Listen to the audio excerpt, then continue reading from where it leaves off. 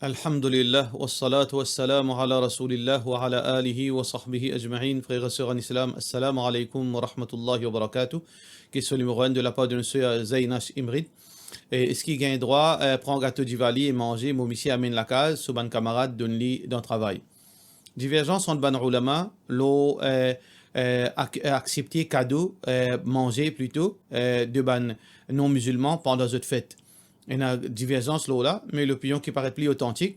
Alors donc, l'IPM ici, pour prendre ce ban gâteau là, aussi longtemps que ce ban gâteau là, numéro 1, il y a quelque chose qui est halal, pas limite dans les mêmes. Et deuxième, pas faire aucun service religieux là, ou capable de prendre manger, Inch'Allah. Question suivante.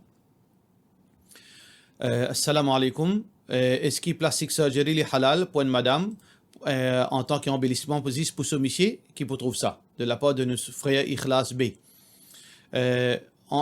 Plastic surgery pour question embellissement, pour faire paraître plus joli, pour embellir l'écho, il est totalement haram.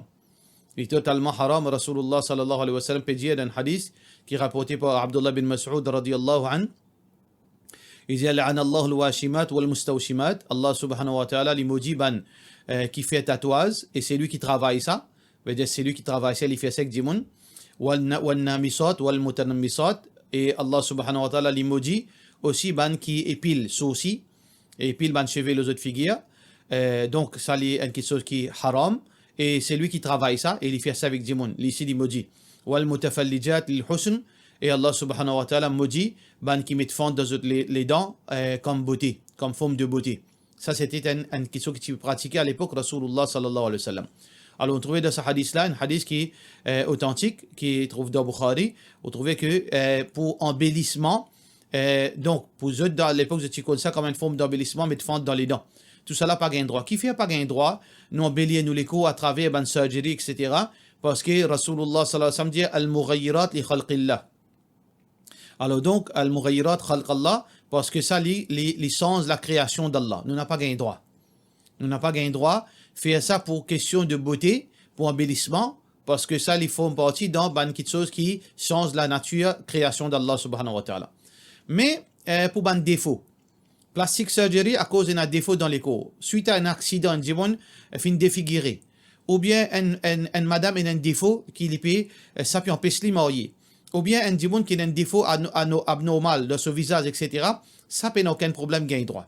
Il n'y a aucun problème là, parce que le prophète sallallahu alayhi wa sallam, même dans le djihad, quand un dimoun zot néné ti coupé, etc., alors zot peut mettre ban fausse néné en l'eau. Il n'y a aucun problème. Pour une raison nécessaire, il n'y a aucun problème. Mais pour embellissement seulement, haram totalement, il y a divergence entre ban ulama là. Alors donc ça, il y a une question de, veut dire, hadith. Nous pas gain droit jouer avec hadith Rasulullah sallallahu alayhi wa sallam. Par contre, quelque chose qui est temporaire. Ban embellissement qui est temporaire, il n'est pas durable. Par exemple, une madame a un ride de son visage. Il a envie de mettre botox. Pour lui, veut dire, pour lui enlève sa ban ride là. Et ça, il est temporaire, 6 mois, 1 an. Alors donc, il est permissible. Tout ban quelque chose qui est temporaire, il n'est pas rentre dans ce hadith. Mais seulement, à éviter si nous n'avons aucune raison pour faire. Si nous n'avons aucune urgence pour faire, nous évitons ça parce qu'il prend beaucoup d'argent, il vous prend nous le temps et tout le temps nous pouvons être esclaves avec ça. Mais nous évitons, nous satisfaire avec nous les corps aussi longtemps que nous n'avons aucun défaut, nous n'avons aucune raison pour le faire ça à cause de nos défauts. Question suivante. Salam alaikum, est-ce qu'il est vrai que tout ban prophète il a une marque les deux pour identifier eux comme envoyés d'Allah, de la part de nos frères Sheikh Zahid. Et ça que nous connaissons sur le hadith, c'est que Rasulullah sallallahu alayhi wa sallam tient un signe de les deux qui appelle ça khatmun nubuwa, il est comme un petit grossier, un bout de la chair comme une fraise, et un petit point là, un peu couleur rouge. Alors donc ça c'est khatmun nubuwa du prophète sallallahu alayhi wa sallam. Ça c'est preuve de la prophétie. Mais nous n'avons aucun hadith qui est capable de confirmer ou bien dénier, est-ce que ça aussi est applicable pour les autres prophètes, nous n'avons aucun hadith sur le alors nous restons tranquilles. Question suivante. Salam alaikum, est-ce qu'il nous gagne droit, souhaite Happy Diwali, Happy New Year, etc., qui l'islam dit là, de la part de nos frères Alphaz Pierbax. Il est totalement haram, malgré que nous disons que nous besoin qu'on agit avec les non-musulmans, agir bien, faire justice, générer envers eux et des autres, suppose eux, aussi longtemps qu'ils dans la limite islam, il n'y a aucun problème. Mais souhaite veut dire dans cette fête, nous pas gagne droit.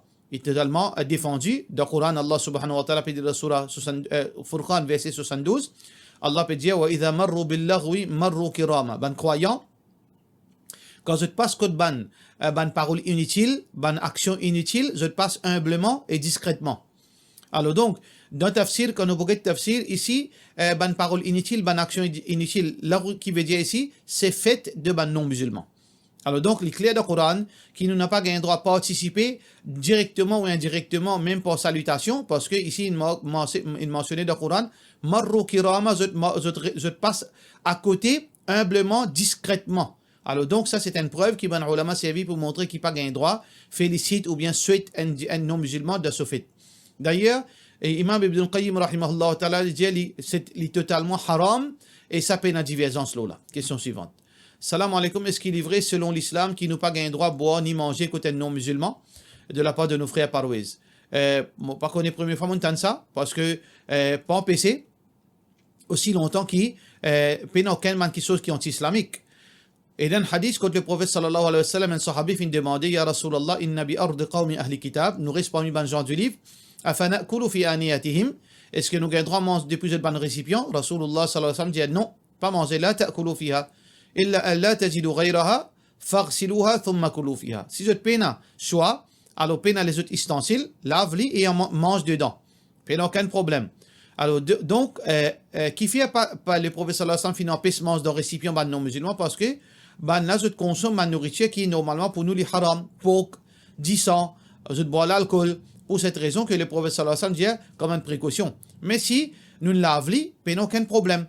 Alors donc, il n'y a aucun mal qui est dit, ses parents non musulmans, ils n'ont mangé que lui, ses frères non musulmans, ils n'ont mangé que lui, ou bien il est invité dans une place officielle, une famille, veut dire son patron invite lui, aussi longtemps qu'il a la tape, n'a porc, n'a l'alcool.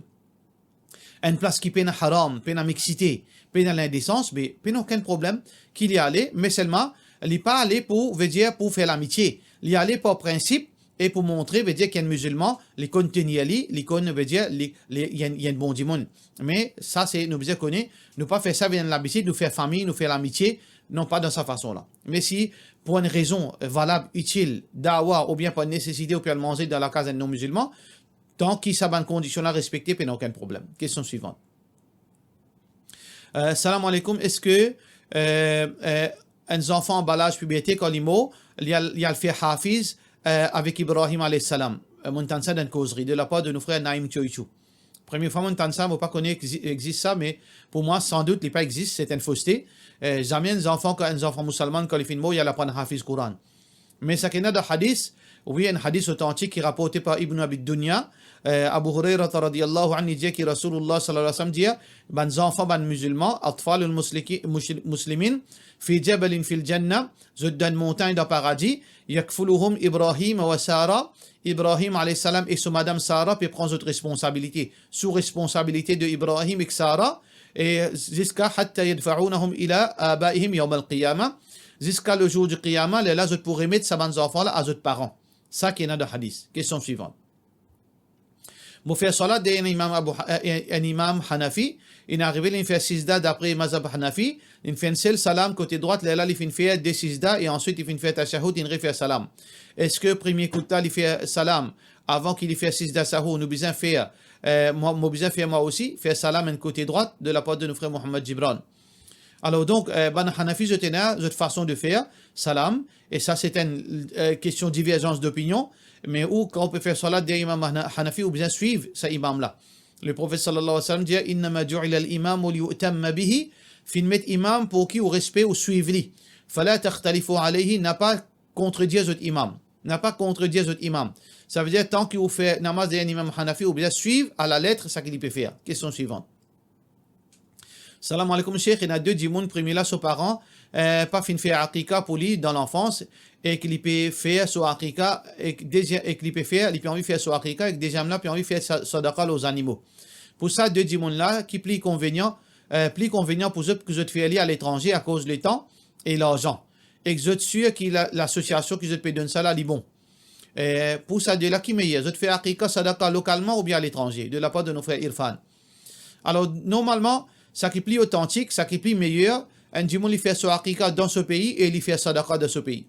Ça c'est plus authentique et plus meilleur. Ça veut dire ça qui me conseille autres, faire, si un dimon li paye na stela, li got sur l'argent, c'est ce qu'il gagne sur l'argent, il fait aqiqa. Si un dimon li paye l'argent, li paye le moyen pour faire sadaqa aux animaux, il fait aller l'implant manger. Il n'est pas nécessaire, veut dire faire aux animaux quand il paye à manger, quand il paye le moyen. Fattaqullah mastata'atum. Paye Allah de la limite qui est capable. Alors donc, meilleur ou faire aller dans le pays, nous pas dire les haram pour faire aller en dehors, mais meilleur ou faire aller dans le pays. Question suivante. Salam alaikum, cher, est-ce qu'il gagne droit boire méthadone? Moi, puis arrêter de droguer, moi, puis suivre traitement à l'hôpital. Ça même qui me tient envie de connaître si pas gagne droit boire méthadone. Normalement, méthadone, les haram. Ou pas gagne droit boire méthadone. Normalement, un divoun pas gagne droit boire méthadone. Mais concernant un drogué, qui est une victime de la drogue, il peut envie de sortir là-dedans, il n'est pas capable de sortir là-dedans, excepté avec un alternatif. Alors donc, cet alternatif-là, il est moins grave que la drogue-là. Dans ce cas-là, il n'y a aucun problème. On appelle ça, dans l'islam, on appelle ça irtikab aqal ad-dararain. Ça veut dire, nous pouvons prendre une chose qui est moins évile. Laisse évile. Ça veut dire, dans le cas, il n'y a aucun problème, ou gagne droit de prendre méthadone, pour rester avec quelque chose qui est plus grave que méthadone, c'est la drogue. Question suivante. Salam alaikum, Cheikh. Quand un djiboun itikal, il y a certaines familles qui organisent un rassemblement pour faire un ibadat, après bakso ça pour un djiboun qui finit itikal. Par exemple, lecture Coran, faire namaz nafil, faire tasbih, partage briani, ban djiboun. Est-ce qu'il est permissible ça dans l'islam, de la part de nos frères Junaid? L'islam permet nous pour faire droit pour un djiboun qui mort, nous gagnons droit à faire sadaqa pour un djiboun qui mort, payer la divergence entre les ulama, nous capables de faire hajj, veut dire, nous dire Allah, mais ça hajj là, nous pouvons faire ça, le nom pour toi, qui représente un djiboun qui finit mort là-dedans, umrah aussi pareil, pas aucun problème. Et il y a certainement quelque chose qui est une divergence entre les ulama concernant est-ce qu'il y a le Coran, ou envoie ça pour ça djiboun qui mort là, est-ce qu'il fait nafil ou envoie ça sawab là pour ça djiboun qui mort là, il y a une divergence d'opinion. Mais tout ça n'a pas de problème. La façon de faire qui nous a guetté. Quand le prophète sallallahu alayhi wa sallam finit de montrer permissibilité de sadaqa, ou bien faire dua, etc., ou bien même certainement ulama disent qu'il y a le Coran, mais la façon de faire qui nous fait mourir, ça existe.